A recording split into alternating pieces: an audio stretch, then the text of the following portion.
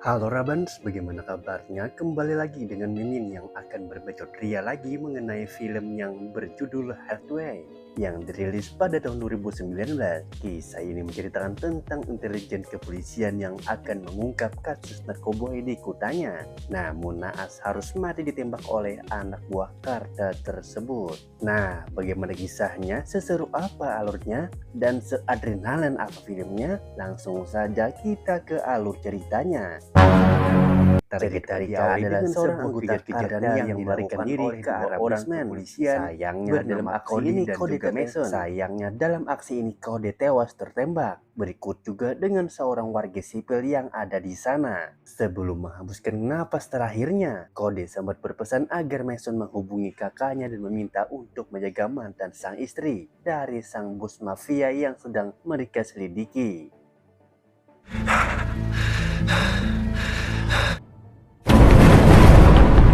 Di sini kita berpindah ke kakak dari Cody yang merupakan mantan anggota militer bernama John. Setelah pensiun, ia membuka sebuah bar di pinggir kota untuk memenuhi kebutuhannya sehari-hari. Malam itu ia mendapatkan kabar jika sang adik telah tewas akibat ditembak oleh anggota kartel. Kabar ini membuatnya langsung emosi dan tak lama ada dua orang preman yang meminta jatah keamanan. John yang sedang tidak stabil pun akhirnya melampiaskan emosi itu kepada mereka.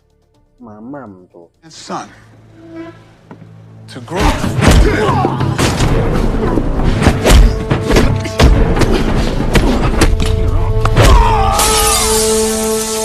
Keesokan harinya John datang ke pusat kota untuk bertemu dengan kepala kepolisian baru bernama Brick. Ia meminta penjelasan bagaimana sang adik bisa tewas dan misi seperti apa yang sedang ia jalankan. Briggs lantas menjelaskan jika misi itu telah berjalan selama 1 tahun dengan menargetkan seseorang bos kartel yang bernama Toro. Dugaan pelaku semalam adalah salah satu anggotanya yang memang sengaja untuk diutus menembak Cody dan membunuhnya. Singkat cerita, upacara pemakaman. Banyak sekali kolega yang hadir termasuk Mason, Briggs, dan juga anggota kepolisian lainnya. Mereka semua cukup terpukul atas kematian Cody yang dikenal sangat ramah dan juga selalu membantu anggota lain ketika sedang kesulitan. Dari semua tamu yang datang ada satu yang sangat mencuri perhatian. Ia adalah mantan istri Cody, wanita bernama Sky. Datang dengan beberapa pengawal, kemudian pergi begitu saja. Tak lama seorang rekan Cody yang juga anggota kepolisian bernama Vali menghampiri John dan memberitahu jika Cody memang sudah lama diincar oleh bos kartel yang sedang diselidikinya. John yang masih diliputi rasa duka, ia pun menjeda penjelasan dari Vali dan berjanji akan mengajaknya untuk bertemu setelah acara selesai. You going back to New York? Nah, man, I think I'm gonna hang. Malam harinya Mason yang saat itu hendak pulang dari kantor tak sengaja melihat Sky yang merupakan mantan istri Cody baru saja keluar dari sebuah bar bersama dengan seorang pria yang bernama Joe. Anehnya sebenarnya mengapa Sky bisa berjalan dengan pria itu? Karena Joe sendiri merupakan tangan kanan dari Toro yang kemarin diselidiki oleh almarhum mantan suaminya. Singkat cerita, mereka setelah pergi, Mason yang penasaran masuk ke dalam bar tersebut untuk mencari informasi. Ia ingin tahu apa yang sebenarnya terjadi kepada Sky. Tapi sayang keberadaannya justru diketahui oleh pihak anak buah Joe yang memicu aksi saling tembak.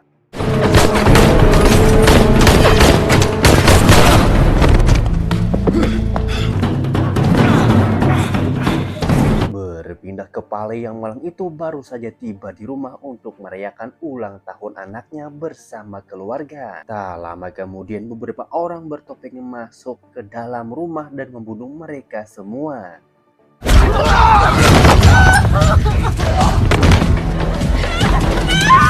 Kematian Cody dan juga Vali beserta keluarganya membuat Briggs khawatir akan keselamatan Mason. Lantas ia memintanya untuk cuti sebentar dan akan mengevaluasi ulang keseluruhan misinya. Karena mendapatkan waktu luang, Mason langsung menghubungi John dan mengajaknya bertemu di sebuah bar. Singkat cerita, John akhirnya tiba lebih dulu dan malah mendapati jika mantan istrinya yang bernama Sky sedang menjadi wanita malam. Awalnya ia berusaha sudah tidak mau peduli. Apalagi Mason juga sudah tiba dan ingin mengobrol dengannya. Tapi semua menjadi berubah begitu saja. Sky tiba-tiba dibawa oleh dua pria hidung belang dan dipaksa untuk melayani mereka.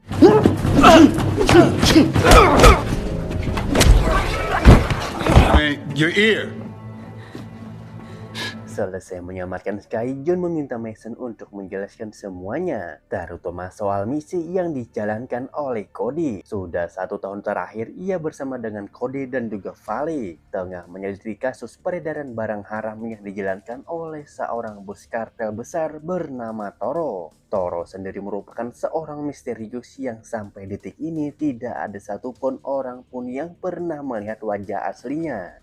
Ia menjelaskan bisnis haram dengan membujuk seseorang bernama Joe yang kebetulan saat ini posisinya sedang berada di dekat mereka. Sebelum insiden penembakan kemarin, Cody sebenarnya sudah beberapa kali mendapatkan ancaman, tapi ia memilih untuk tidak peduli. Dan sekedar info, Mason sengaja mengajak John bertemu di bar tersebut agar mereka sama-sama bisa melihat sosok Joe lebih dekat. Karena bar yang sekarang mereka kunjungi adalah salah satu dari banyak bisnis haram yang dijalankan oleh Toro. John berniat untuk kembali ke rumah dan beristirahat sebentar. Tak lama beberapa orang tiba-tiba muncul dan mencoba untuk membunuhnya. Info dari Mason tadi membuat John memutuskan untuk pulang ke rumah Cody yang saat ini sudah kosong dari penghuni. Mantan istrinya telah pergi dan sekarang yang tersisa hanyalah barang-barang milik adiknya yang masih tersimpan rapi. Siapa sangka jika momen ini John malah menemukan 3 barang penting yang sebelumnya telah berhasil ditemukan oleh Cody. Pertama, ia menemukan sebuah kaset yang berisi video interogasi dari seorang pria yang tak lama telah dibunuh Joe dan meminta sosok tersebut dengan nama Toro. Kedua, ia menemukan sebuah ponsel yang berisi video pengakuan Cody bahwa ia telah diikuti oleh beberapa orang yang sangat mencurigakan. Dan petunjuk terakhir adalah sebuah kunci yang sampai sekarang baik John maupun kita semua belum diberitahu apa fungsinya. Di saat yang sama, Sky kini dijegat oleh Joe dan anggotanya. Saat ini sedang bersantai bersama sahabatnya yang bernama Cindy. Sempat terjadi cekcok antara mereka karena aksi John yang memukul 2 orang pria dan juga Lucy. Dan juga Sky yang melarikan diri membuat bar milik Toro jadi agak sepi pengunjung.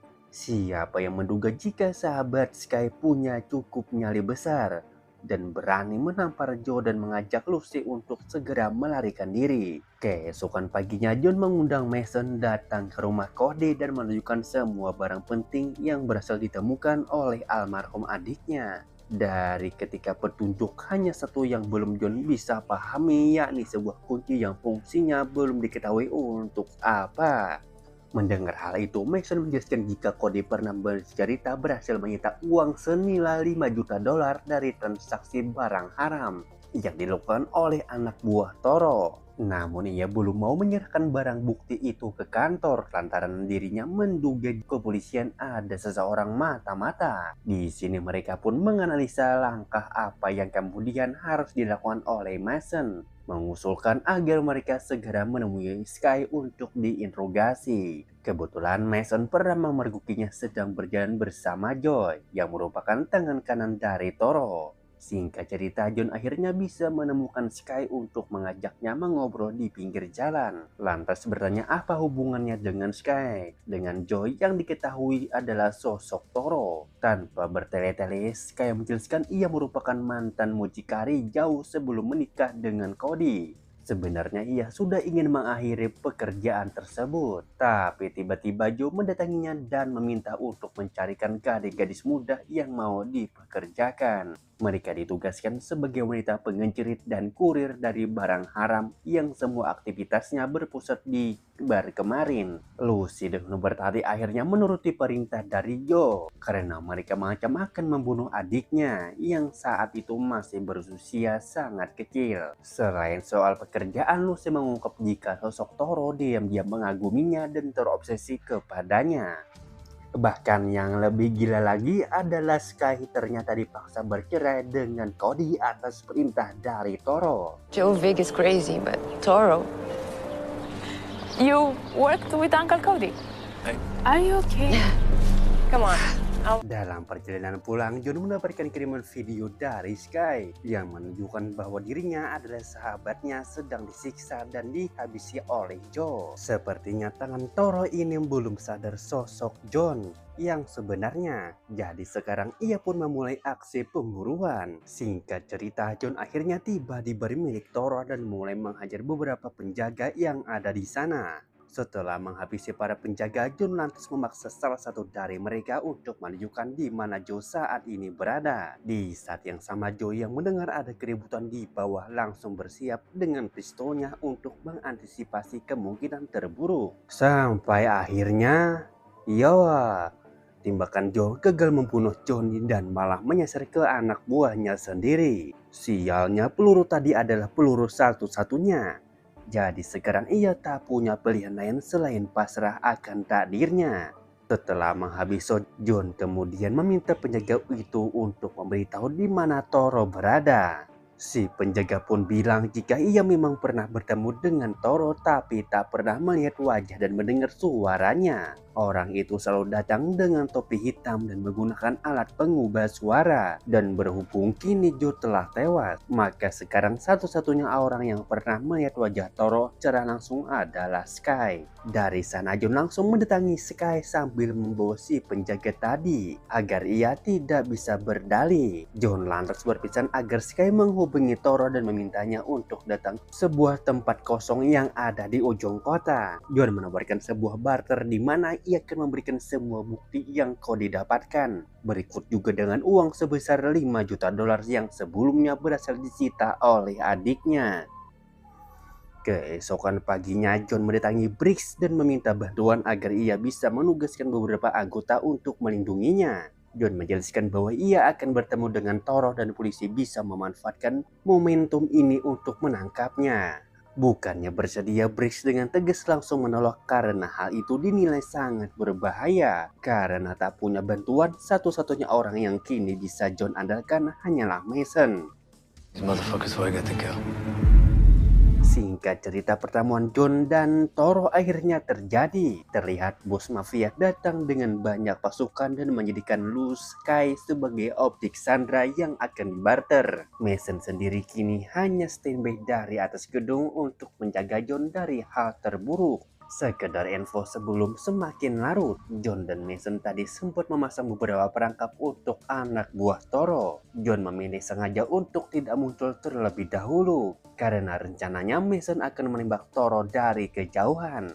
Dan barulah John akan keluar lalu menyelamatkan Sky. Tapi semua rencananya langsung buyar begitu saja. Anak buah Toro yang tadi berpencar langsung kena jebakan. Aksi tembak-tembakan baru berhenti ketika anak buah Toro mulai tumbang satu persatu. John mengajukan gencatan senjata untuk memulai bernegosiasi. Ia meminta Toro untuk melepaskan Sky terlebih dahulu dan akan menyerahkan koper yang berisi barang bukti dan juga uang 5 juta dolar. Bukannya menyambut negosiasi tersebut, yang terjadi malah niat buruk Toro untuk menembak John.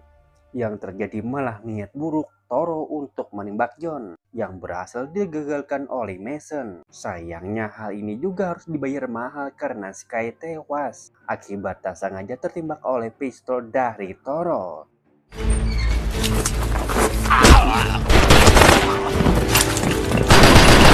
Akibat hal ini, Toro akhirnya bisa terlihat jelas yang tak lain dan bukan adalah Briggs. Plot twist-nya adalah kepala kepolisian itu ternyata diam-diam meniru polisi di Konoha yang juga punya sampingan menjual barang haram.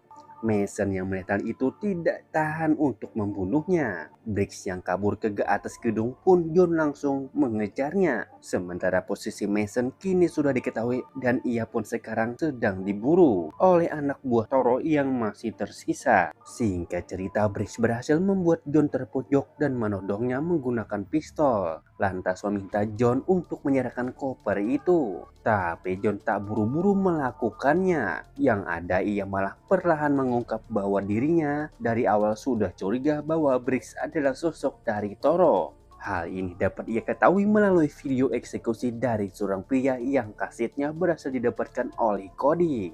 Meski sosok Toro tidak jelas, tapi pistol yang digunakan sama persis dengan pistol milik Briggs yang biasa ia simpan di kantornya. Mulai dari jenis seri dan juga ornamen yang ada di pegangan pistol tersebut.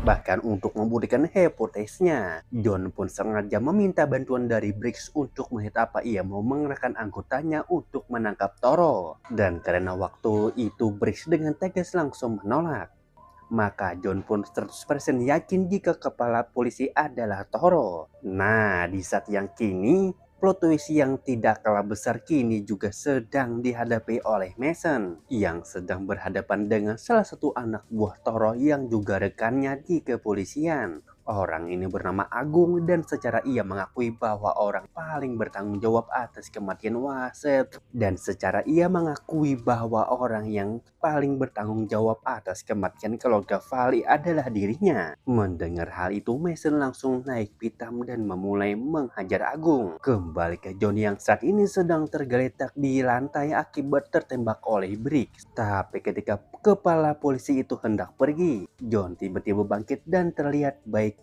saja. Briggs menduga jika John memakai rompi anti peluru, makanya ia menembaknya lagi di bagian kaki. Tapi ternyata hasilnya tetap masih sama saja. Dan disinilah semuanya akhirnya terjawab. Jadi karena sudah yakin jika sosok Toro adalah Briggs dan pistol adalah senjata kesayangannya, maka John diam-diam sudah mengganti amunisi yang ada di dalam dengan peluru imitasi.